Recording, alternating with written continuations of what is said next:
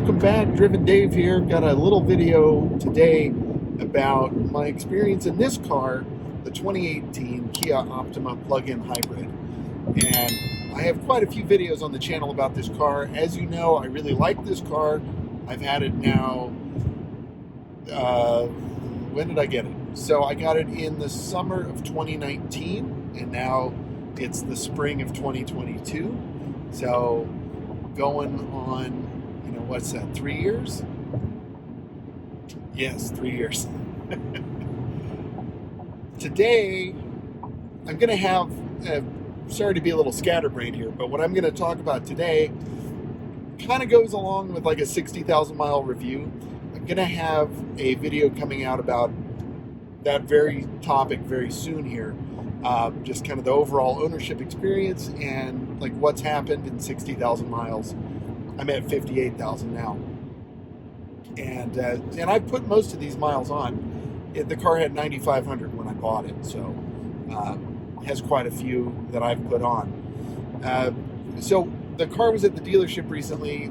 I'll talk about that in my other video. But one of the things that they found was that my battery, the 12-volt battery, is starting to go out. They said it was at 28% health. And so that's not good. Those of you that are unaware of how like hybrid cars work and plug-in cars work, and electric cars for that matter, all of these cars need a regular 12-volt battery, just like you would have in, let's just say you drove a regular Toyota Corolla, gasoline engine and everything. It's the same kind of battery that these cars take, although the hybrids take the AGM batteries, which is, I just looked this up, but it's like a something glass mat, and there's basically like gel and fiberglass or something inside the battery that makes it, it doesn't spill, it doesn't require maintenance, and it's a more durable battery. And I'm not really sure why these cars need those. I should have looked that up, but oh well. It really doesn't matter.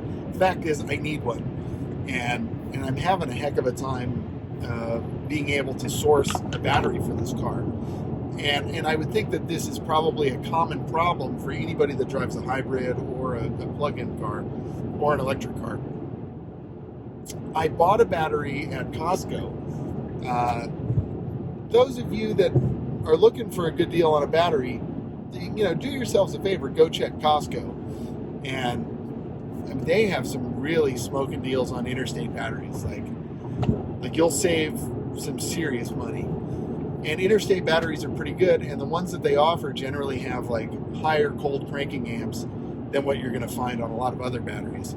And when you look on the battery label, it'll say CCA, that means cold cranking amps.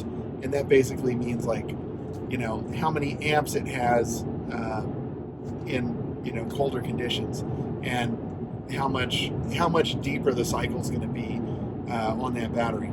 So more cold cranking amps usually means a stronger battery. So if you have something that has like 600 cold cranking amps versus if you can get another battery that has like 900 cold cranking amps, like you're doing a good upgrade there. You're not going to be sorry. And so the deal with these hybrid cars, the battery will just go out. I mean, it's just like a regular car. All of a sudden your car is not going to start. You're not going to have any of your accessories. And it kind of does it without warning. It happened to us. We used to have a Lexus hybrid. And one night it just wouldn't start. Like the lights came on, but it wouldn't fire up. And it was kind of like, what's going on here? And it turns out it was the 12-volt battery. So you all know I do a lot of driving. And I go pretty long distances, so I don't want to be stuck in the middle of nowhere in this car with no battery. And they say anything like over 4 years for a battery, you're on borrowed time after that. It may say it's a 6 or 7 year battery, but like once you get past 4 years, you really need to start thinking about replacing it. It's good to have your battery tested regularly, maybe every 6 months. Go to AutoZone, they'll do it for free, which is nice. At least in most states. So in any case, I went ahead and I bought an interstate battery for this car. It was the best deal I could possibly find. It was $158.99 for the battery at Costco, and I think they charged me $15 or $20 core, which is, industry standard. Once you bring your old battery back, they'll go ahead and refund that money. So, it was $192 out the door. Pretty expensive, but I thought, for an AGM battery, and this had really good specs, I think it was 900 cold cranking amps, something like that. Very good battery, very good price. I took it out to my car. I even bought a tool set at Costco. I was just going to do it all right there in the parking lot. And I wanted an extra tool set for my car anyway, because you never know. A guy may need a 10 millimeter, when you're in the middle of nowhere. So, it's good to have some tools in your car. And I bought just it was the cheapest DeWalt. Maybe I can reach it. Yeah, just bought this guy. And, I'm sure it's made in China. In 6.1 miles. Oh, this guy. Exit onto exit 2. So I'm sure it's not the highest quality tool set ever, but, it has all the basics there. And, it's covered by the Costco quality guarantee or whatever, so they've tested it and stuff. Again, not my first choice for tools, but hey, I have some DeWalt drills that I've dropped from 15 feet in the air, and they still work great. So police reported hopefully their tools are the same way, the socket set. So I went ahead, I bought the battery, real happy with it, and I'm ready to put it in, and then I noticed, and hopefully I can remember to insert the picture here of the battery I have in my trunk, the Kia battery. On the Kia battery and on all of these AGM batteries that I'm seeing, they have kind of a square area where the posts go. And on my car, the positive post is if you're looking at the battery, where the posts are, the positive is on the left and the negative is on the right. And I took my Costco battery and I set it down right in front of the Kia battery. And this is always a good idea. Just compare what you have to what you bought. And sure enough, it was backwards. So the Costco battery, the positive post was on the right and the negative was on the left, and I needed it the other way. So I talked to the guy at the counter. He said, yeah, you should just return it, and we can order the right one for you if that's what you need. And the problem is, that particular Costco is out of my way. I just happened to be there that day, and I'm not sure I really want to go back all the way. Long story short, so I just returned it, and I figured, yeah, maybe I'll just order it from the dealership. Now, the dealership wanted $375, I believe, and I need to check the sheet, but I think that's what the price was, to replace and install a new one, which seemed really steep. So I called the dealership that's closest to my house, and I figured that maybe they would be, cheaper. And I just kind of got put on endless hold. It's just Glendale Kia Parts, please hold. And then it's okay. So, I waited. I called back twice, never talked to anybody. Then I called the other dealership that I like dealing with, which is further from my house. And the guy actually really spent some time looking up my battery and making sure he had it and finding out the exact cost. And he said it was going to be $356 just buying it at the parts counter. So I'd save $20 over having them install it.